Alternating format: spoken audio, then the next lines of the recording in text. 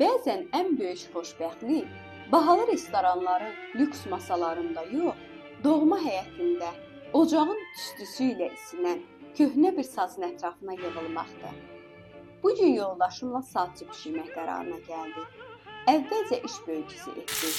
Yoldaşım ocaq başına, mən isə ərzaqları doğramağa başladım. Şükür etmək üçün mütləq böyük səbətlər axtarmalı deyilik. Biri isti ocaq, mehriban baxır, bərabər bölüşülən bir parça çörək kifayətdir. Deyirlər, sevgi ilə bişən yemək heç vaxt dadını itirməz.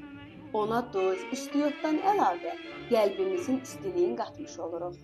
Gün batar, ocaq sönər. Sevgi ilə yoğrulmuş xatirələrin istisi qəlbimizi bir ömür isitməyə yetər.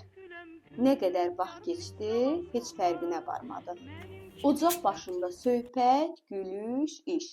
Hər şey bir-birinə qarışdı. Nəhayət uşaqların sevinclə gözlədiyi sacımız hazır oldu. Süfrəmiz sadə, könlümüz zəngindir. Ümid edirəm bu kiçik videom sizin də gününüzə bir səmimiyyət qatdı.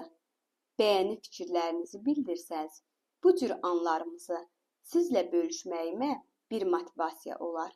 Ocağınız həmişə gür, könlünüz tox olsun.